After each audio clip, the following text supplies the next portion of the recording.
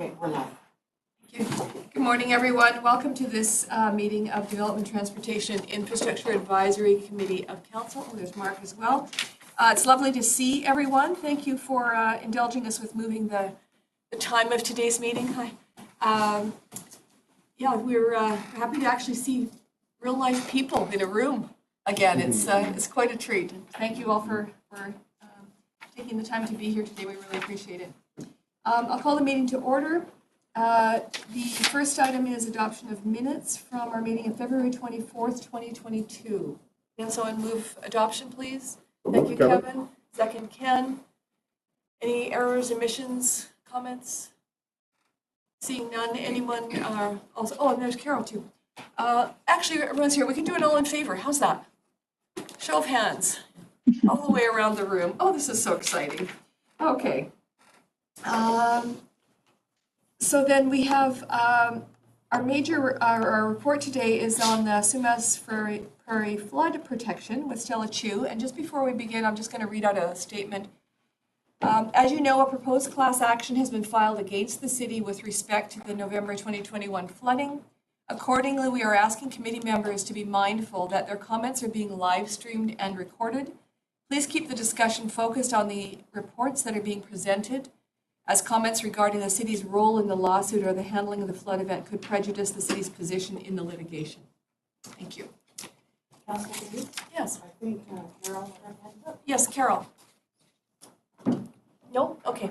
Thank you. All right. No worries. Thank you. Kevin. I live out there, if that's okay. If there's any conflicts, I'm not part of the lawsuit. Yeah, I don't know. I think it's okay.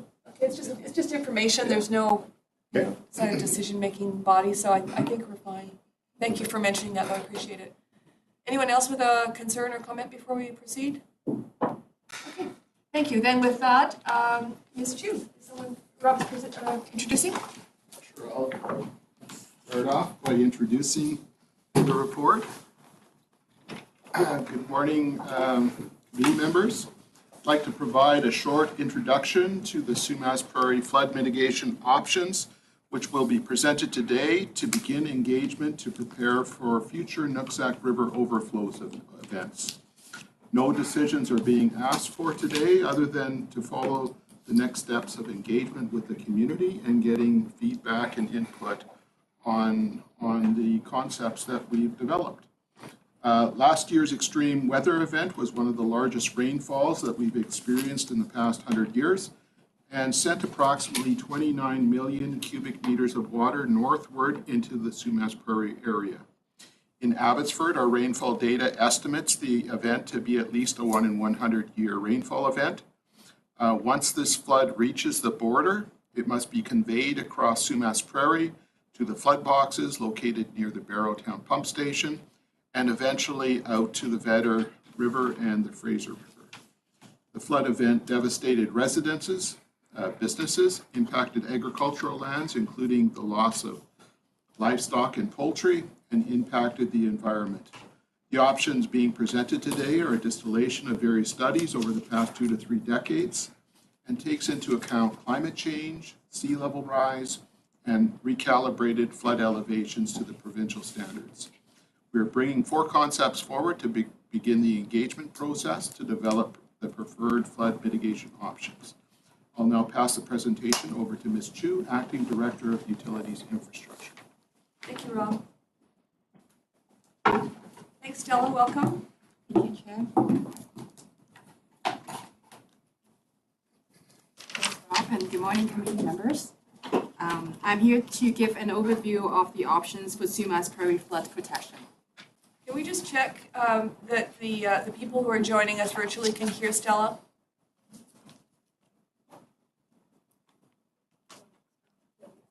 Just a sec. Just gonna bring the tab down.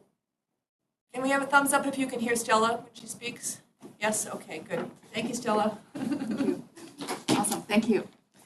So just back to the slides. And so here's the agenda I'm going to follow in this presentation today. And so the purpose of this report is to provide an overview of the options for Sumas Prairie flood protection due to the Nooksack overflow event. The picture on the top left is the Barrowtown flood boxes with Sumas Mountain in the background. And the bottom picture is the Sumas River Dike, where the main breach occurred in November of last year, which has now been repaired on a temporary basis. Here's some context of the system. The Sumas Prairie, as shown in the orange area, comprises of Sumas Prairie West and the lake bottom. And the lake bottom is the hashed area in the middle. The pink color represents higher terrain, which drains to the Sumas Prairie. And the system consists of two sets of dikes. First, we have the Sumas River Dike, which is approximately 17 kilometers from Via Road to the Barrowtown pump station. Its elevation was at around 6.6 meter, which was temporarily raised to 7.1 meter last year. And we also have the Vedder Dike, which is approximately 4.5 kilometers from the Barrowtown pump station to the border of Abbotsford and Chilliwack. The elevation of that dike is 11 meters right now, and in the future, it should be raised by about a meter to account for sea level rise and climate change. Sorry, that was the better one or the The Vedder. better one's at 11.1? Yes, And the other one? 11. The other one is at 7.1. Flat. Through the chair, it's 7.1 near the Barrowtown pump station. And with the lay of the land, it gets a little bit higher as it moves towards Via Road. Thank you. So carry on. So the system also consists of Barrowtown pump station and the flood boxes, which is shown in the close-up figure to the right.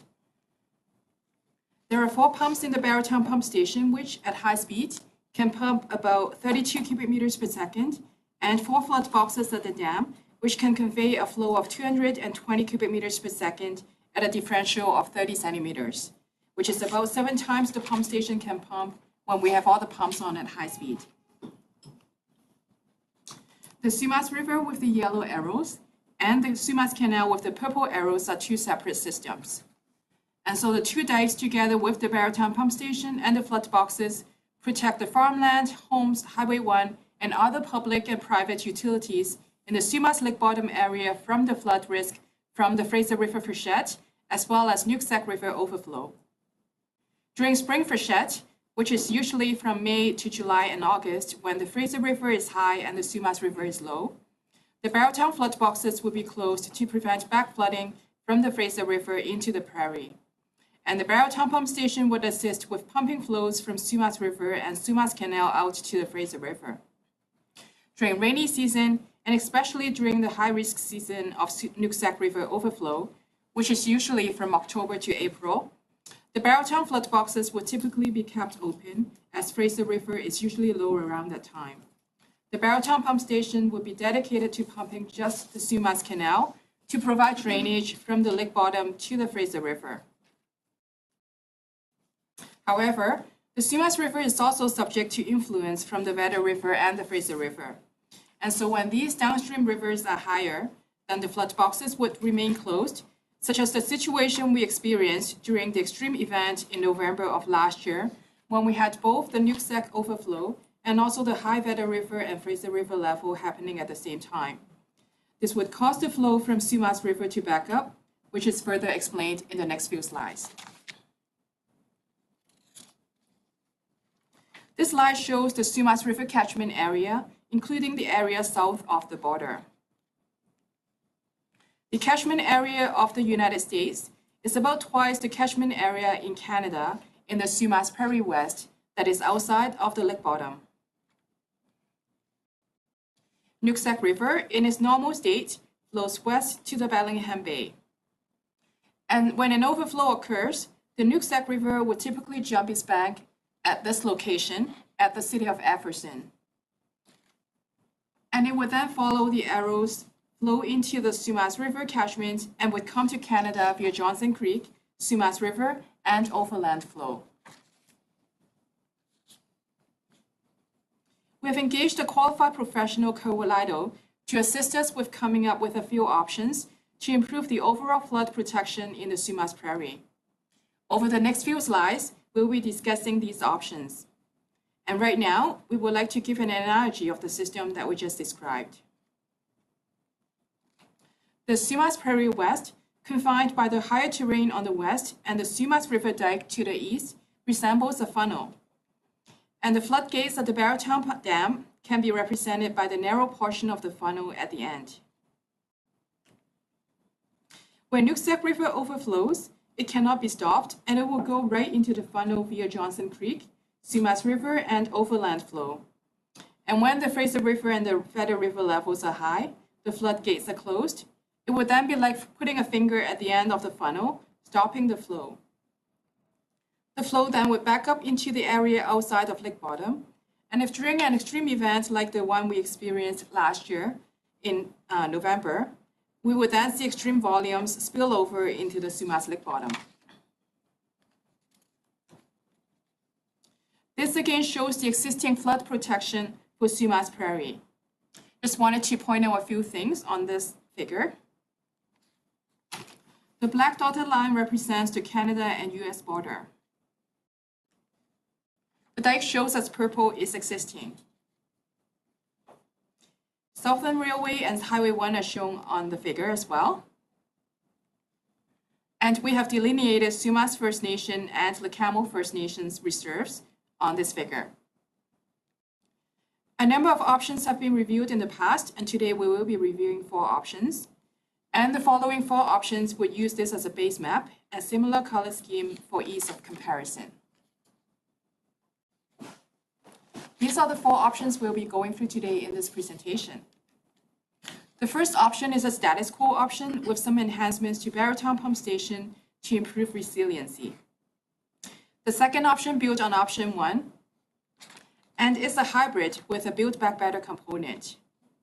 The last 2 are Build Back Better options.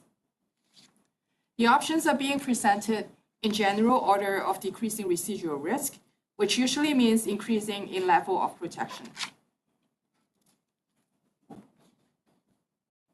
Option 1 is status quo with enhancements to Barrowtown Pump Station. In this option, dike breaches and locations which were temporarily repaired during the extreme weather event of last year will be permanently repaired. In addition, all the low spots along the dike will be filled. Resilience improvements to Barrowtown Pump Station are included in this option. And so this option provides a level of protection to the Sumas lake bottom up to a 1 in 35-year event with climate change. Option 2 is status quo with enhancements to Barrowtown Pump Station and a new Sumas River Pump Station. This option builds on option 1 and also includes a new Sumas River Pump Station at Barrowtown to improve flow conveyance from Sumas River to the Fraser River when the downstream rivers are high and the flood boxes are closed. This option provides a level of protection to the Sumas lake bottom between a 1 in 50 to a 1 in 100-year event with climate change. Before we move to the next 2 options, we would like to take a bit of time to provide some context for Build Back Better. What is Build Back Better? It is one of the 4 key principles identified in the Sendai Framework for Disaster Reduction, which was adopted by United Nations in 2015. Canada is a signatory to the global framework, and in 2018, the framework was also adopted by the province of BC. The Emergency Management Strategy for Canada was established in 2019 and identifies the reconstruction phase of disaster recovery as a critical opportunity to rebuild communities with an overall goal of reducing the vulnerability to future hazards by incorporating measures to strengthen infrastructure and investing in new infrastructure where deficiencies exist, integrating into enhancements and innovations to legislations, policies, etc., and can also be associated with improving the overall well-being and resiliency of communities and individuals. Here are some of the guiding principles common for the next 2 options. First of all dikes will be designed to a 1 in a 200-year return period that is a minimum provincial standard with seismic performance and climate change allowance. There will be areas designated as unprotected floodplains and floodways. However, critical infrastructure will be appropriately protected. Retain the agricultural capacity that was created by the 1920s diversion project when the first Barrowtown pump station was put in to drain the Sumas Lake. Prefer floodways along main river channels with dike setback and floodway land use appropriately managed. Maintain or improve existing level of flood protection for Sumas Lake bottom.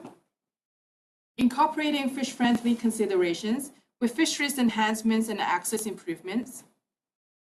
Separately addressing the stormwater and local drainage issues. Favor solutions that are climate resilient, that is, will continue to provide a benefit if climate change impacts are worse than anticipated. And finally, all farmlands in areas designated as floodways or flood storage will be made whole financially. This is option 3. Add a floodway storage area, enhancements to Barrowtown Pump Station, and a new Sumas River Pump Station. In this option, some of the existing dike system will be reinforced and raised. Part of the Sumas River dike will be relocated and set back to allow for flood overflow channel east of Sumas First Nation Reserve.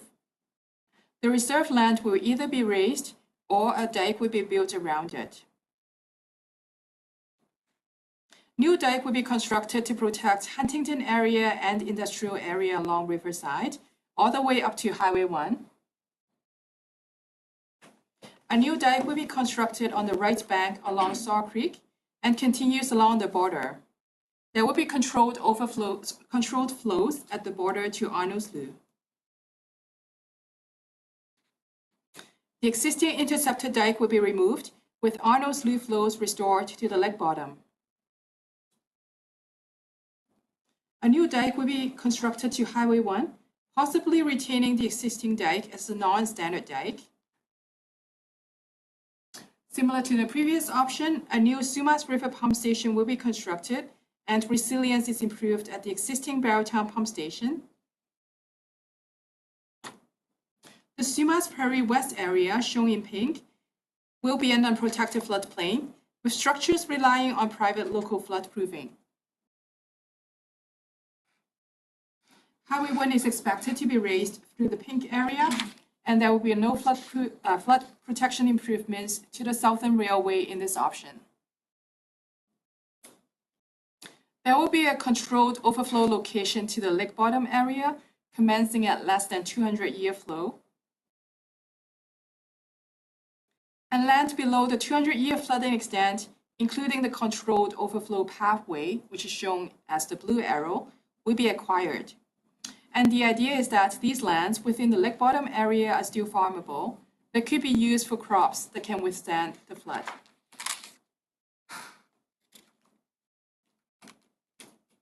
In summary, this option would reinforce the existing flood protection system with creation of a floodway through construction of a setback dike.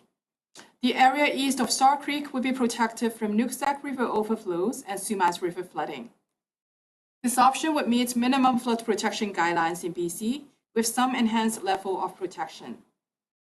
And this option would allow for overflow into the lake bottom area at less than a 200-year flow and provides a level of protection to lake bottom up to a 1 in 200-year event with climate change.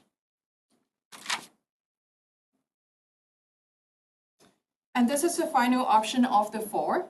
Added narrow floodway, enhancements to Barrowtown pump station, and more new pump stations. Similar to the previous option, some of the existing dike system will be reinforced and raised.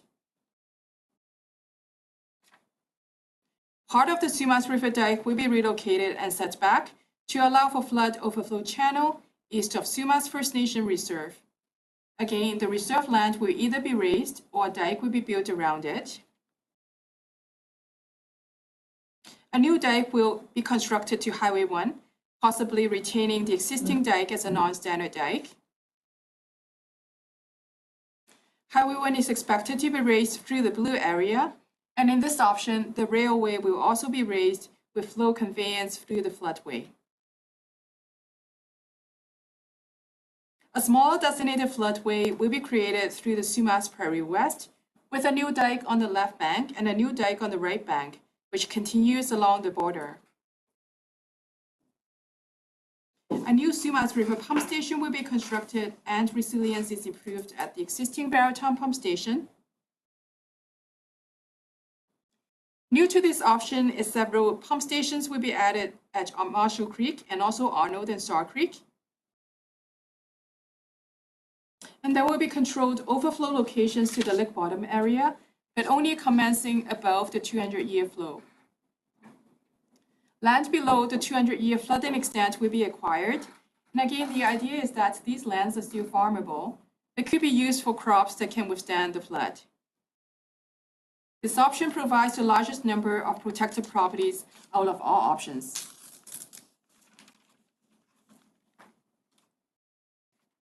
In summary, this option would enhance the existing flood protection system with creation of a floodway along both sides of Sumas River. The intent is to protect the greatest possible area to maximize food security, subject to achieving an acceptable balance of cost versus residual risk for the dike system. This option would meet minimum flood protection guidelines in BC and incorporate enhancements such as dike setbacks and floodway creation. This option would allow for overflow into the lake bottom area above a 200-year flow and provides a level of protection to the lake bottom up to a 1 in 200-year event with climate change. There are a few additional options which were looked at, but are considered outside of our control because they are within other jurisdictions. These include implementing works south of the border, such as constructing new levees along Nooksack River at Abbotsford, reinforcing downstream levees along Nooksack River, and implementing sediment management program in the United States. A full border dike along US-Canada border, which would be approximately 6 to 9 meters high, and essentially would worsen flooding at the cities of Sumas and Abbotsford. Drilling a tunnel through the Sumas Mountain to convey the flow directly from Sumas River to Fraser River, which is under the jurisdiction of an unorganized territory. And upgrading Vader Dike within the city of Chilliwack.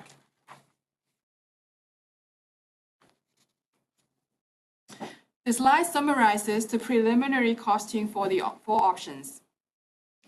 For Nooksack, Sumas Prairie Protection and Resiliency, options 1 and 2 range between 100 to 800 million. Options 3 and 4 are generally in the range of $2 to $2.3 billion. We have also included Claiborne Village Resiliency at a cost estimate of $32 million, and a new water source resiliency at a cost estimate of $77 million to all of the options. Masque Dike Resiliency at a cost estimate of $388 million is included to options 2 to 4. The cost estimates include rough allowances for professional fees, land tenure, and a contingency allowance. Reconciliation is not included and is to be addressed by the senior government. The total cost, including all of the above, range from $209 million to $2.797 billion.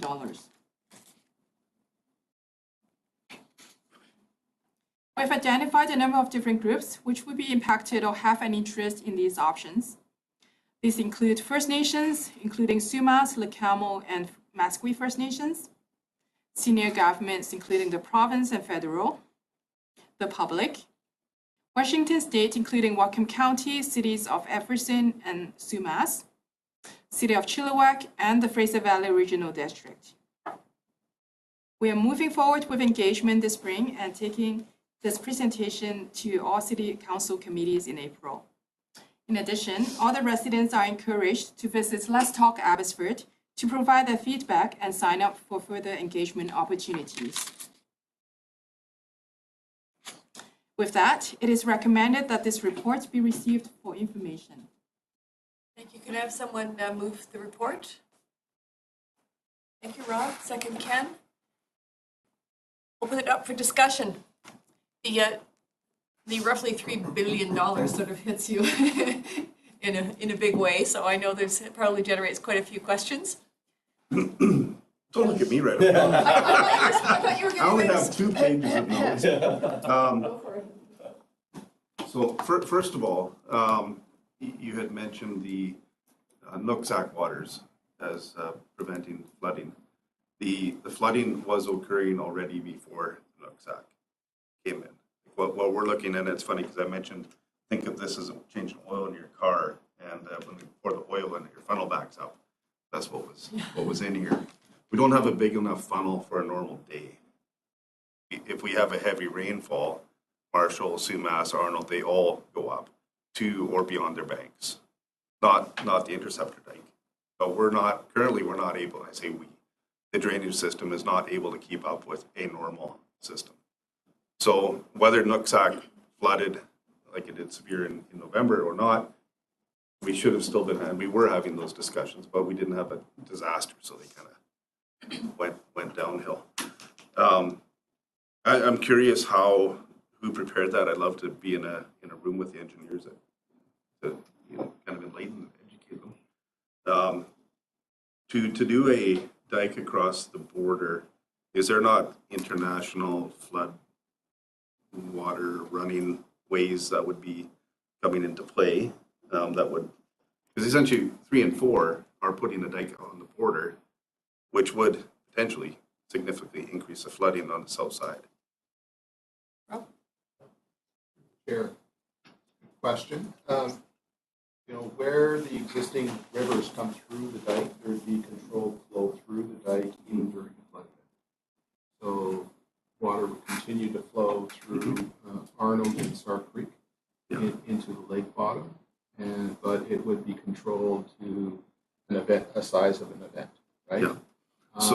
And the intent of either options 3 or 4 allowing it to flow across Sumas Prairie west of the existing dike. One of the big issues that we've experienced both in 1990 and last year, 2021, was the flood boxes stay closed. And in 2021, the flood boxes stayed closed 4.5 days. Yes. While the water stacked up behind it. Yeah. And got to a point where we ran out of volume outside of the lake bottom. Yep. Until it filled up that area and then flowed into the lake bottom, which eventually caused the dike to fail. Having a pump station, which is the scenarios 2 to 4, would continue to allow that water to flow through as it comes in, it would flow out. So it would be drawing the water from the border through the prairie out to the Confederate. That was the intent. I'll save a lot of, because we have consultations coming up next week, which are going to be a lot of fun. The water, my house was flowing upstream like a river in towards Arnold, where normally it's a meandering Arnold Creek flowing down. It was like we canoed out to the dike and then drove away. When you're trying to paddle across a river up current, that's what it was like. And it wasn't water from Arnold Creek in the US flooding Arnold. It was our water coming upstream, pushing back, taking sea containers, 40-foot sea containers upstream with it. It was very, very significant. But I'll keep most of my comments for the consultation.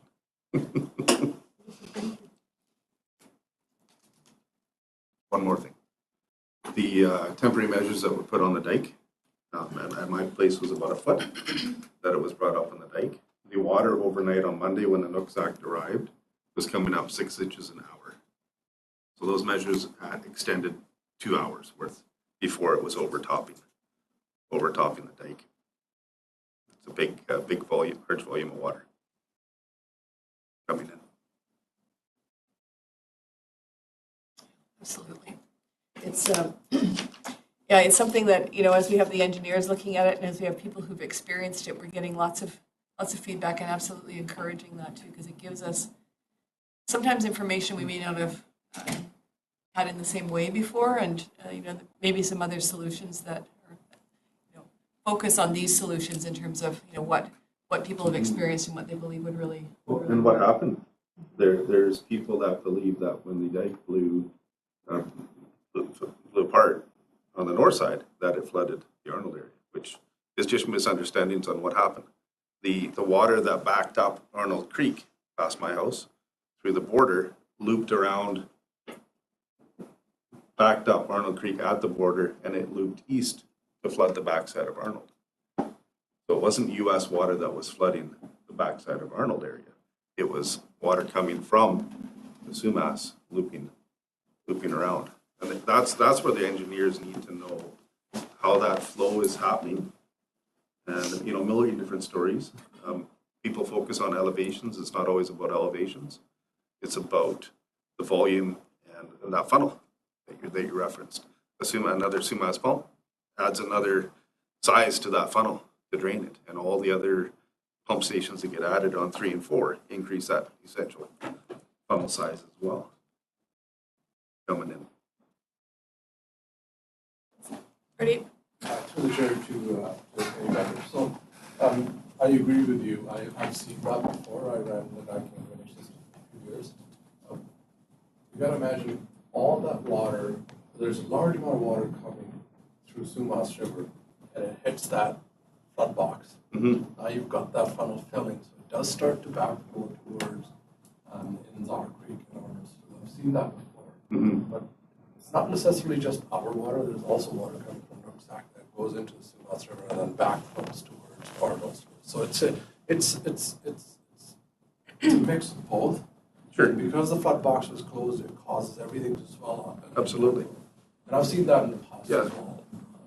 Yeah. If Seymour. there is a way to allow the water to flow through the flood box, like some options of proposing a pump station, that would have created enough of a draw to have that flow going the right way towards the flood box. So, Correct. Yeah. The second flood, like as if the Nooksack overtopped twice, but overtopped the second time, didn't breach the second time.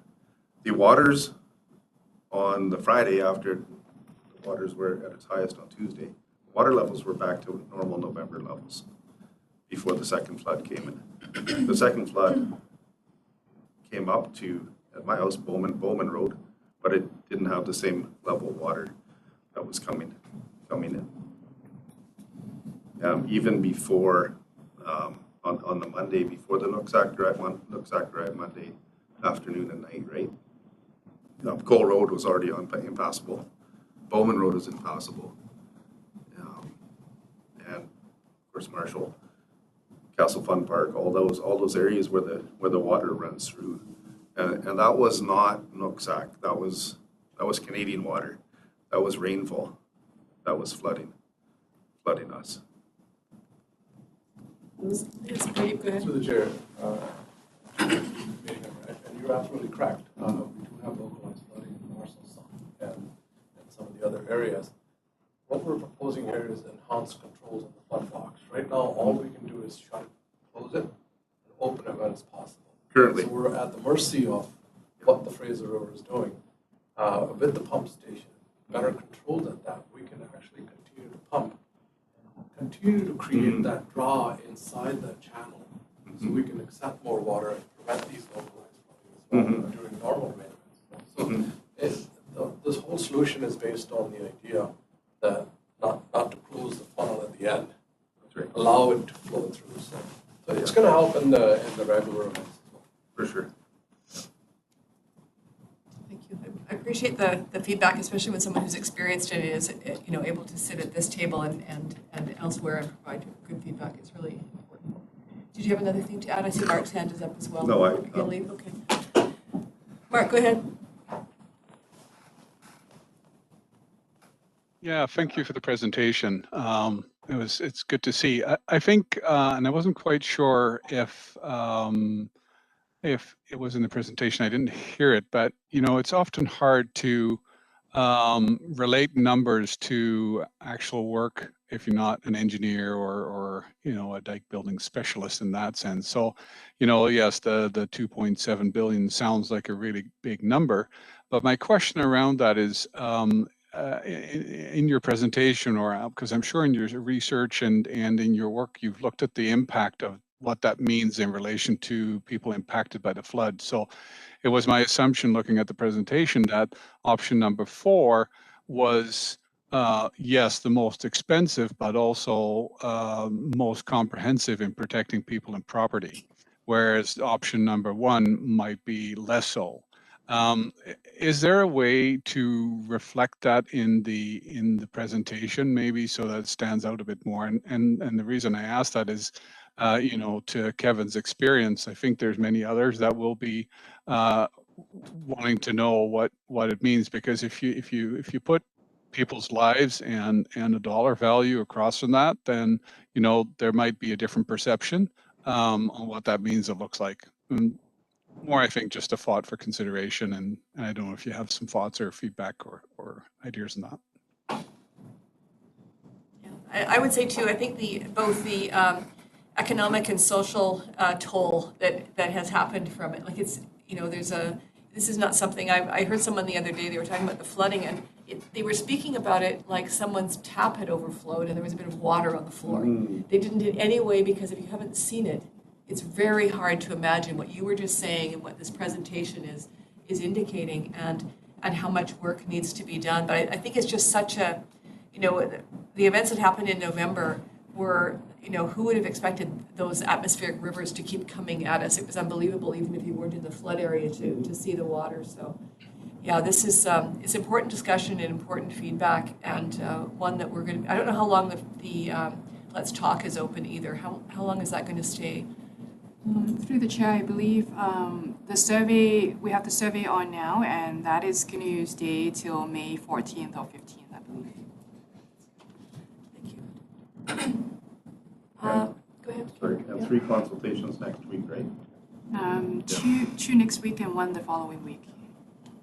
Yeah. And I'm hoping that there's going to be a lot of people that come out and talk about their experiences to help everyone understand what happened where, you know, and it helps people to share. We can feel that we're part of something as we share. Do we have a sense of what the attendance will be there, or do we need to do some work to invite people that we would like to hear from? I mean, if there's people who are, I don't know if people are reluctant or if they're unaware or what the situation is with the consultation. Through the chair, so communications have gone out to the Sumas Prairie residents and I believe businesses as well already. So people would have been reached with an invitation to participate, actually to sign up on the Last Talk, and that's where they get an invitation to these workshops that Kevin was referring to that will happen over the next couple of weeks. But I have no mailbox. It floated away. Yes, I know you mentioned that the other day. I did get a letter in the mail, and the whole community did, and then signed up, and I assume it's also been around the community, Sumas Prairie community watch page or whatever it is, floating around there. That was good choice of words. Yeah, you got that one though. Yeah. Oh yes, I see your hand there, Ted. Go ahead. Yeah, thank you. Thank you for the presentation. You know, I'm just still trying to get my head around, you know, what exactly happened, and you know, to Kevin's point, you know, what exactly did happen, and understanding the mechanics of that. I mean, it was my understanding from what I was reading that it was the Nooksack was the main problem, but according to Kevin, in fact, what was happening on the ground was not that. So I guess, you know, to his point, it's very important to understand, you know, what really happened on the ground, and I guess that's where the consultations may come in useful in terms of understanding the actual event. And to Mark's point, I think it's what I understood what he was saying is really to understand the investment versus the collateral damage. You know, where is the balance there? You know, where are we getting the biggest bang for the buck, and you know, what are the risks and what are the dollars attached to the risks? It's you know, obviously very difficult analysis that's got to happen here. Based on the presentation, it's my understanding that options 1 and 2 we're not necessarily resolving the funnel effect problem. Again, I'm not an engineer, but so I would, was wondering about the first two options as being even of value. And my other thought was,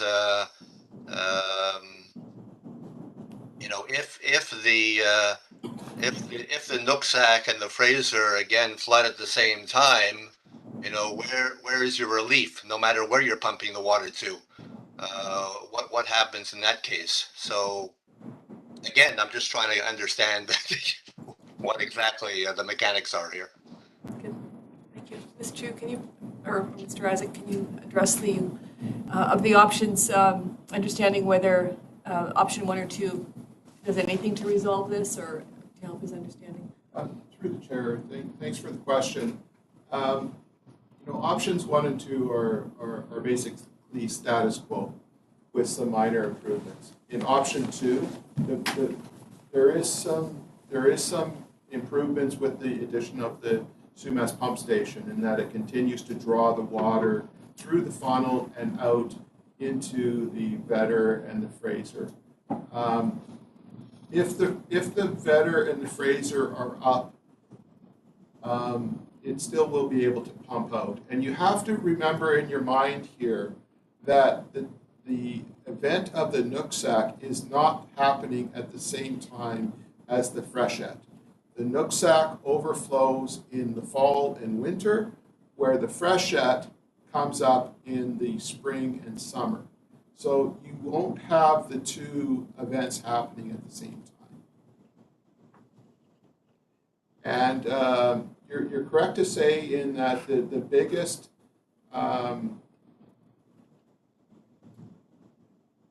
most protection is with option 4, but the least protection, in fact, the status quo is pretty much option 1. And the difference really between option 3 and 4 is, do we allow water to be stored within the lake bottom or outside of the lake bottom? And that's really the differences between options 3 and 4. Because this comes down to volume management, comes down to pumping it out at the end and storing that event with some volume to be able to pump it out over time.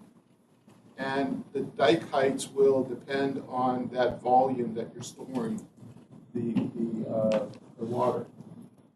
And so, with options 3, you're spreading that water over the pink area, basically, the pink area and some of the floodway. Where in option 4, you're containing it. Option 3 also stores some of that water in the lake bottom. So you're spreading that water in between the pink area and inside the lake bottom. Where option 4, you're containing it within the floodway and then pumping it out. And your pumps along the different options are going to be sized differently as well. Again, it comes down to volume management and pumping. Does that help, Ted? I see some affirmative nodding, yes? Yeah, thank you. So if I understand correctly, then if you want to allow some water to go into the lake bottom and not try to capture it in some additional dikes or modified dikes, I guess you have to establish then what is the risk of allowing the water to flow into that area and the related collateral damage there. Through the chair, allowing water into the lake bottom would happen through a controlled area that you'd let so much water flow at a time. It's not like it would open up and it would be controlled within a floodway to get into the lowest part of the lake bottom, and that area would then be used to store the water. And what you're doing is now you're storing the water inside the lake bottom and outside the lake bottom at the same time. So it would be, and when we say controlled, you're keeping any buildings and structures out of those areas so that you're allowing that water to get from outside the dike to through the dike through a controlled structure into the bottom of the lake bottom, storing it there while you're pumping it out through the Barrowtown pump station. So you're just using that volume there to buy you some time to allow it to be pumped out. Okay, I see, thank you. Mark, Can I ask another question? oh, sorry, yes, go ahead, and then I'll go to Rob because he hasn't spoken yet, and then to Mark. Thanks. Okay, just with regard to this Build Back Better and the Sendai framework, what is our actual obligation there? I mean, we signed onto this thing, so what does that mean now going forward?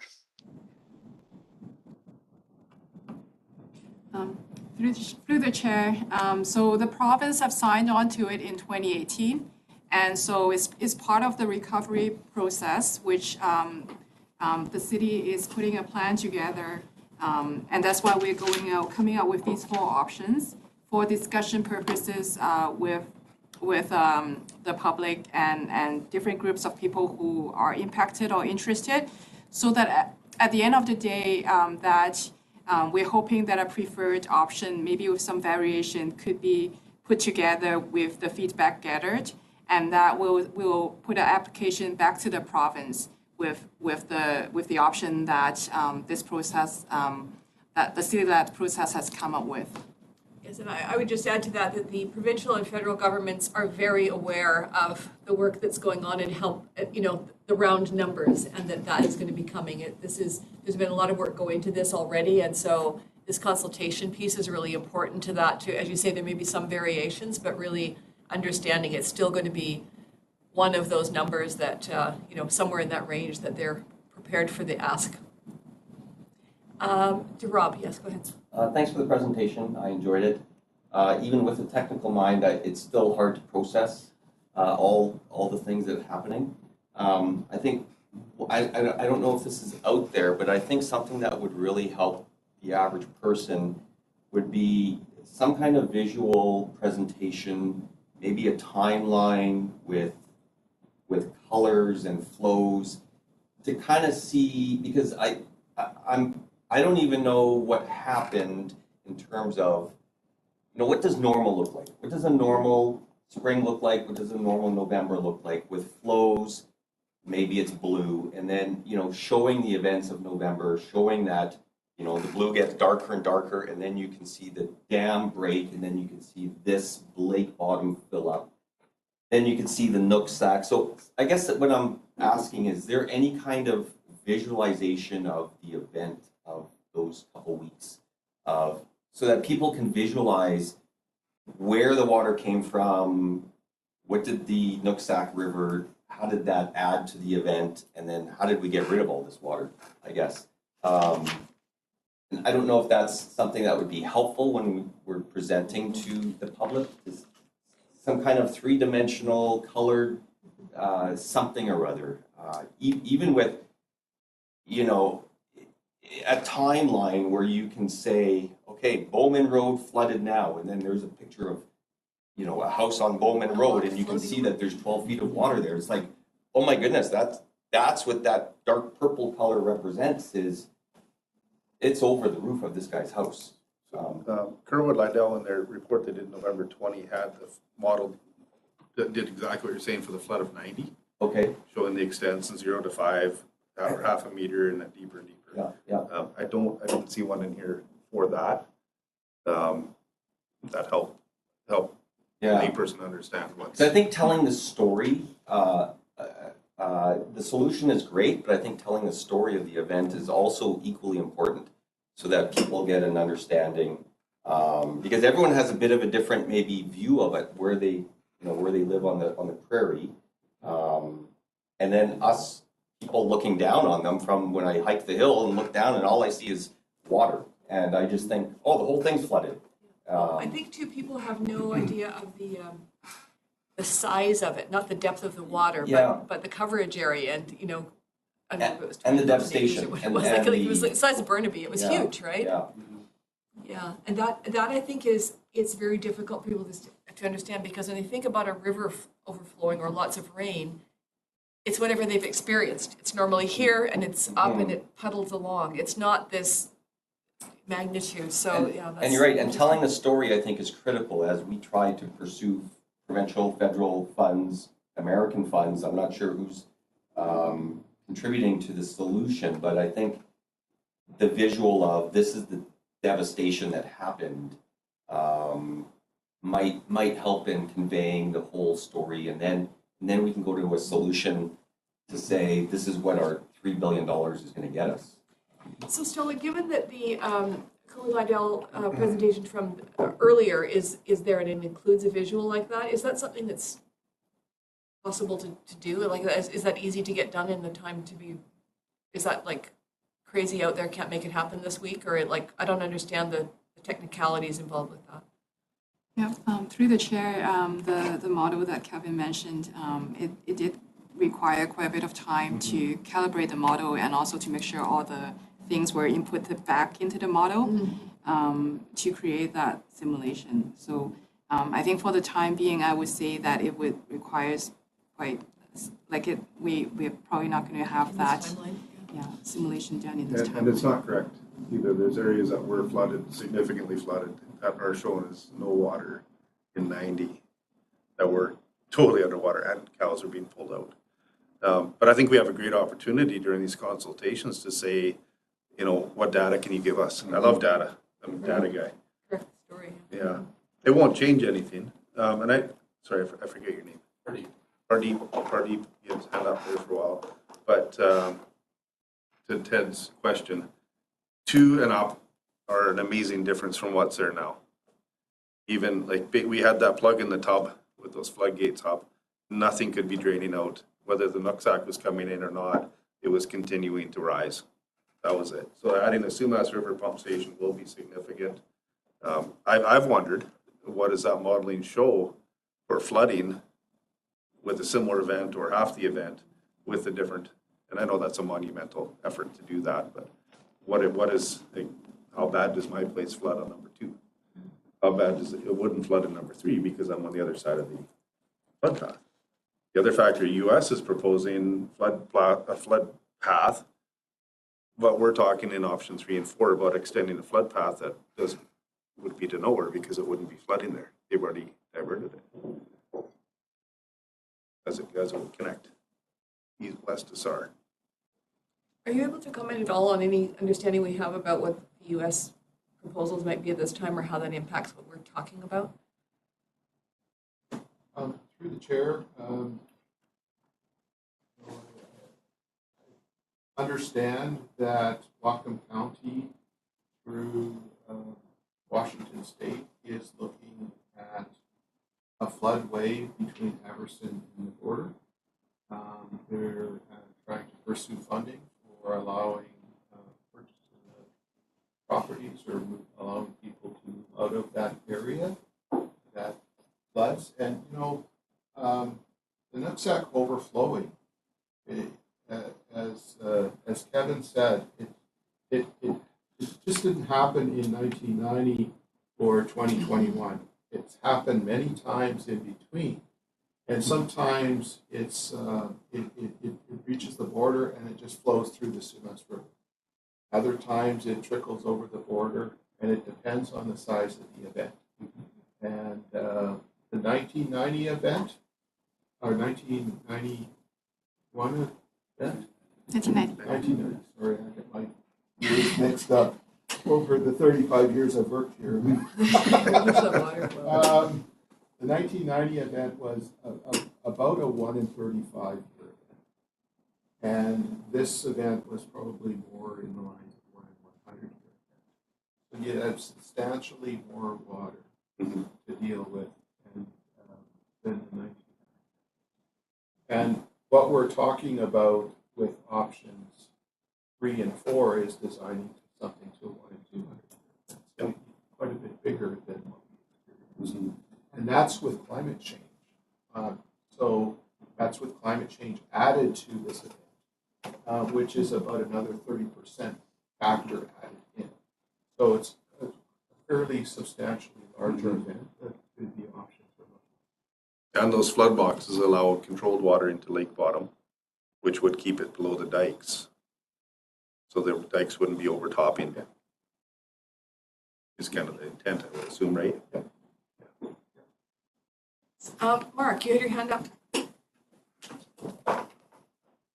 Thank you. Yes, I did earlier. I think Ted asked the bigger part of the question that I had in mind, which was around what happens when that water overflows into the lake bottom. But my question is then, I think more is what is in the lake bottom right now, and if that water is allowed back in there, what would be the impact? Because yeah, I'm assuming those are farms and fields, and you mentioned briefly that structures might not be impacted, but that really depends, I guess, on how much water you let into there. So that was my question. What would be impacted if the water was let into the lake bottom? And because we're referring to a lake bottom, but it's drained, and there's currently fields and farms and things like that in there. So through the chair, in the option 3, it showed an area in blue there along with the floodway connecting to it. That would be the area estimated to be impacted with a 1 in 200 year event and the volume needed to store in that area. So there are a number of homes and buildings in that area that would then need to be purchased and relocated outside of that, so that if you go with that option, you're planning that at some point to store water in there, and you don't want your farms or houses to be in that area that you ultimately are planning to store water in. You were mentioning, I think Stella was mentioning too, that the land that's still farmable, even if there were not buildings, there would be, like most times, you'd still be able to farm that with certain crops, and that would be maintained as a farm versus being left completely empty and not viable for farming. Yes, through the chair, you're absolutely right in that, we still haven't seen the impacts of the flood, say, for example, on the berries, how well they'll come back. But, driving out there, you're seeing foliage on them, you're seeing them coming back, but whether the production is there or not, we don't know that yet. As far as corn and hay and things like growing turf out there, I imagine it's not going to be impacted with a significant flood once every, who knows when it's going to happen next. Is it going to happen in the next 5 years, 10 years, 20 years? We don't know, but we're planning for that and planning for mitigation options to prevent it from happening again.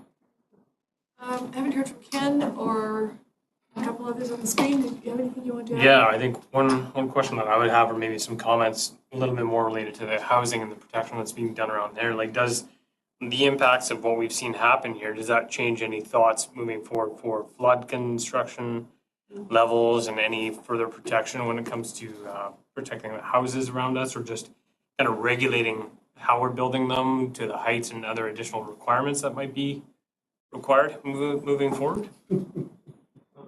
Through the chair, after we would review which options we ultimately end up at, and based on engagement and consultation along the way, and the next step would be determining funding, achieving funding for that option. And then it would go into the design concepts. We'd be working out levels of dikes, and that would impact the height of buildings. Now, remember, the height of buildings out there, it's a floodplain. So you've got two different floods happening here. You've got the Nooksack flood, and you've got the Better and Sumas River flood. And the floodplain elevations are based on the freshet, right? So the dikes along the Better are currently about 5 meters higher, 4 meters higher, 4 meters higher than the Sumas River dike. So your flood protection right now is based on the freshet levels, not the Nooksack. Okay. So then we possibly even think that flood construction levels might get increased then due to this? I guess it's all dependent on what route you go with, but. Let's, through the chair, it's a good question, in that we know through our 2018 drainage master plan that with climate change over the next 50 years, there's going to be sea level rise and rise in the Fraser River. And we know that we're going to have to raise both the Matsqui Dike as well as the Better Dike in the future in order to keep the same flood elevations, protections that we have today.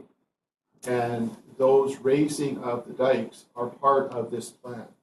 You'll see on the Matsqui side, there's $388 million there. That's to raise the Matsqui Dike for sea level rise. If the Matsqui Dike raises, that means that the zoning bylaw would need to change to raise the houses to that same elevation. But that won't happen unless the dike is raised, because currently they're designed to the dike levels that are currently there today. Okay. Yes. Yes and no. Area B is 1.5 reduced floodplain, or floodproofing. Area B is 8.5.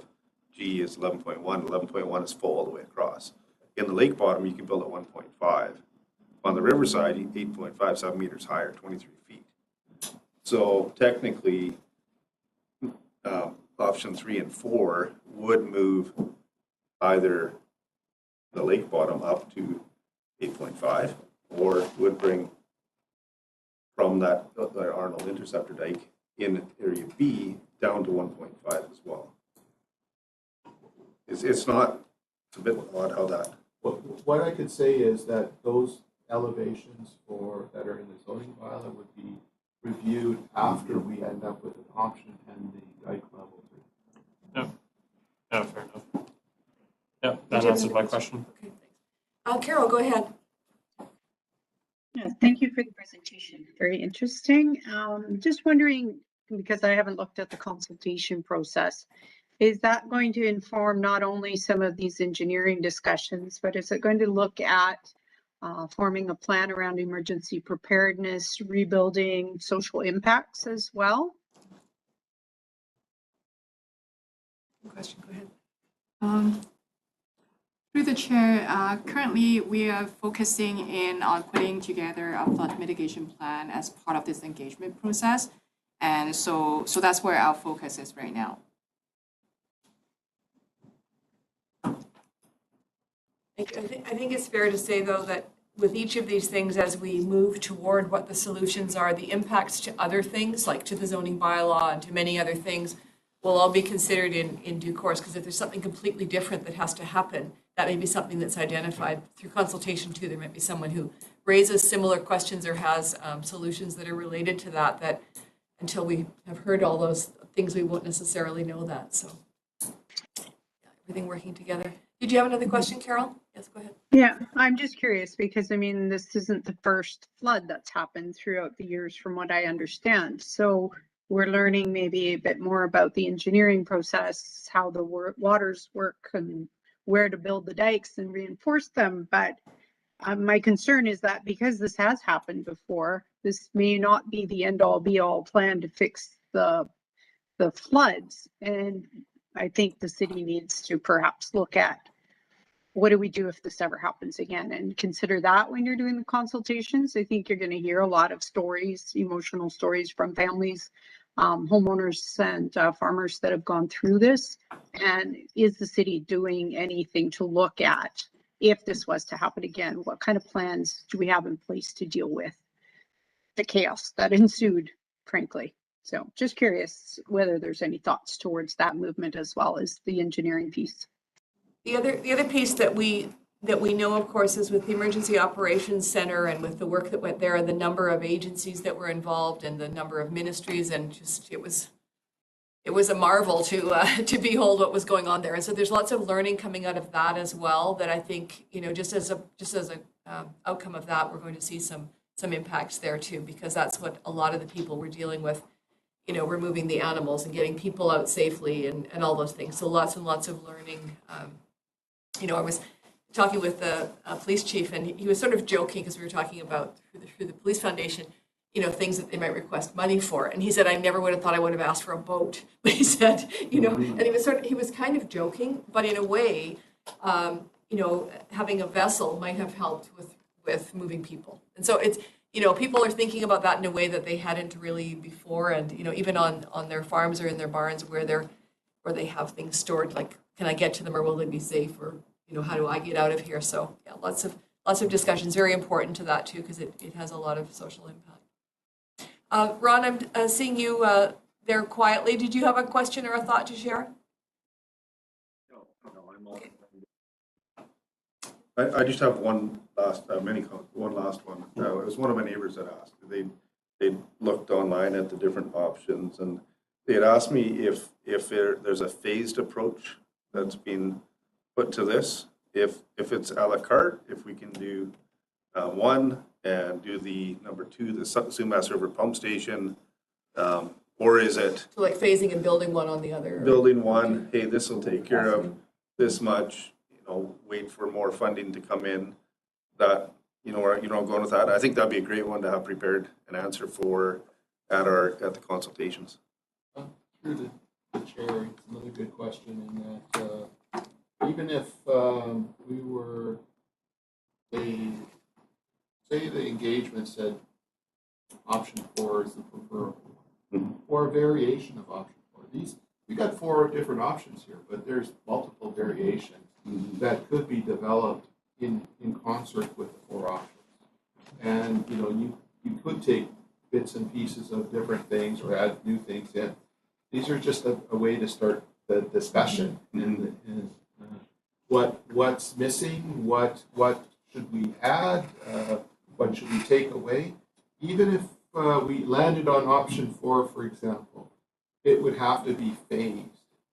That size of a project would have to be phased. And you know, I think that it probably would make sense that in the first phase would be the Sumas River Pump Station, and then you'd have to phase the rest of the project in a way to be able to construct it, because constructing $3 billion in 1 year isn't possible, and it would be phased over multiple years, and you design your phasing to reduce risks along the way. Well, and with the, you know, with the construction process is one thing, but that's also how the money flows. You know, we don't usually get a $3 billion all at once, right? And so it does come with that highest priority is the way the construction tends to, or the money tends to flow in the construction projects about that. But you're quite right. Like some of those options are you know, a very big undertaking just to even get the jobs, you know, get the bids in and get the work happening. It's big specialized work. It's not just, you know, it's not just something that's really simple. So. Good. Yeah, you will also be asked about timelines. On open-ended question right away.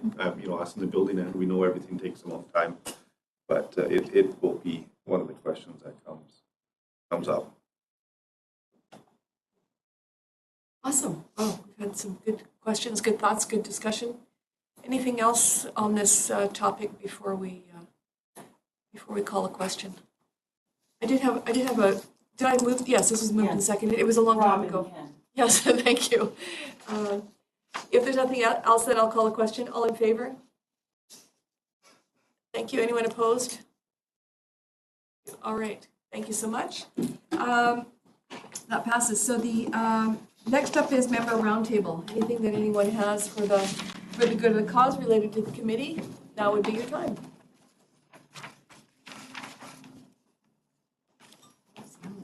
Right, I have. Yes, go Kevin. That's good. The Chamber of Commerce, of course, I'm here Yes. representing the Yes. Chamber of Commerce, was recognized, and I gotta get this correct here, so bear with me. Yes. Maybe Ken has something to say before I get there. About what? I have a general question. Yes. I believe Abbotsford is in charge of widening Fraser Highway. That's under one of our projects that we're doing, and I see that it has started. How far does it go? Does it go to the Langley border? and what is kind of the time frame for this? Because I kind of hear little bits and pieces, but I don't know if I quite know the whole story of Fraser Highway widening. Well, there's someone here in the room who can That's answer why that. I asked the question. Mr. Isaac. So, the first phase of the Fraser Highway upgrading project will include only the intersection upgrades. All the way, the intersection upgrade at Mount Lean and Fraser Highway, that's actually being done through a developer involved with the Hungerford and some other developments there to improve access along Mount Lean Road. So that's being done through that project. Like the ramp widening and all that, that's Yes, all, yes. okay. And so, but the other intersections from Mount Lehman to the border, between Alder Grove, each one, well, no, not the smaller ones, but all the bigger ones are getting upgraded so that there's turning capacity there, and including some of the areas where you've got truck turning into different larger businesses, which slow traffic down along there. That would be included in the first phase. Okay. And the other phases of widening it out in between the intersections, that would be a future budget ask and hasn't been. But there's two other phases. This is just the first phase. This is up to Station Road? Yes. Is that kind of our Yes. border? Yeah. This side of Station Road, okay. It's been a long time coming.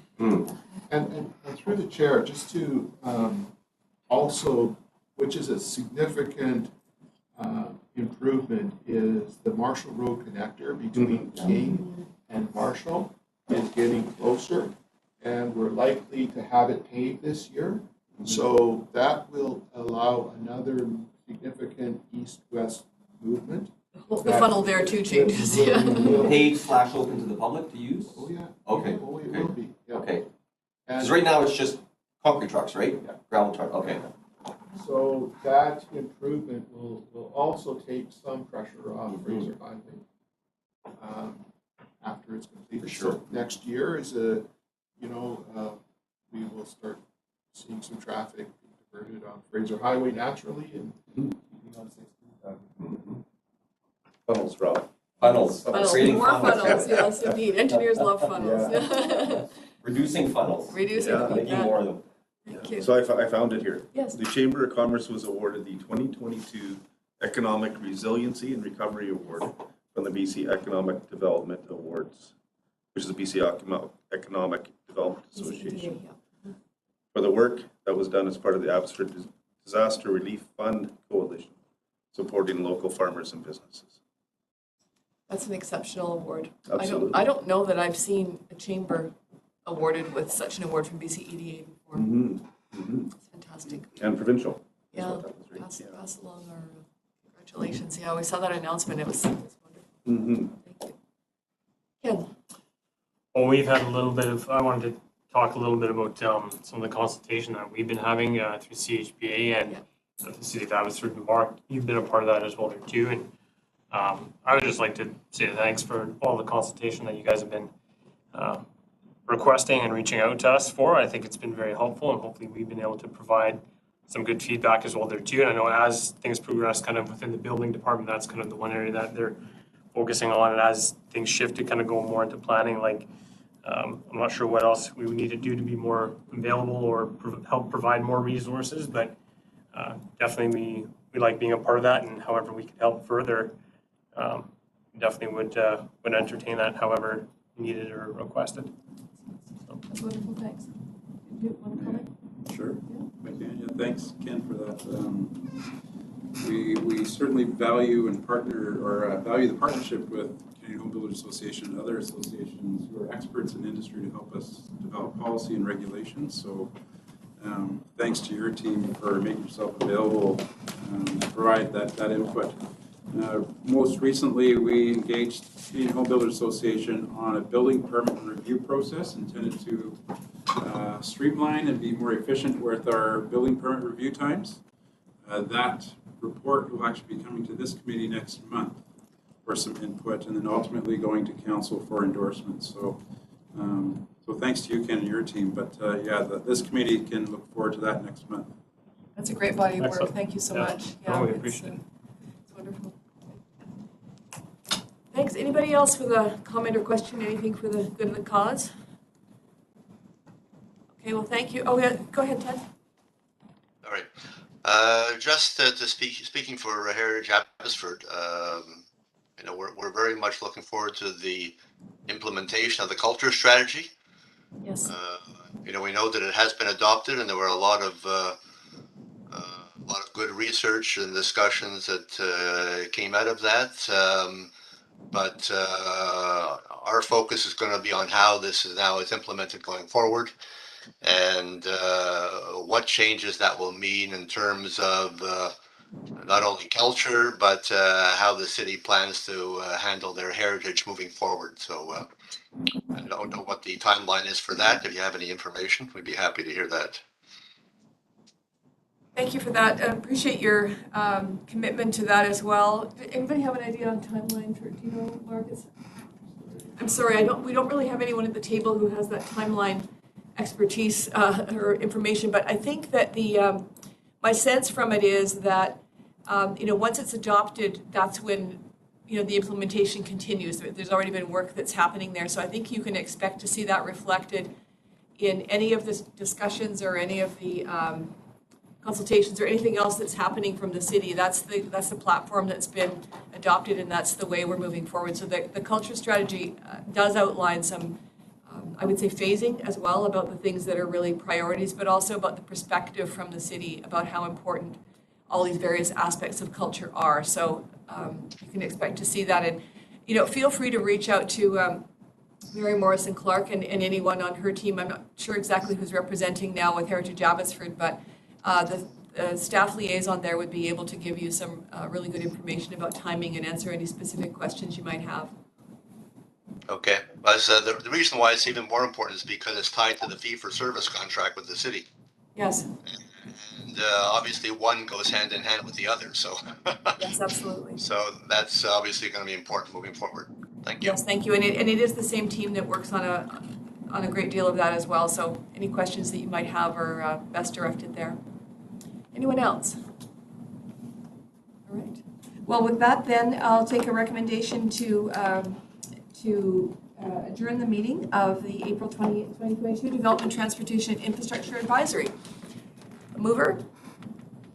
Ken, thank you. Seconder, Rob? All in favor? Thank you very much. And our next meeting is Thursday, May 26th at 10 a.m. Thank you so much for your input, and look forward to the continued feedback and consultation. Thank you.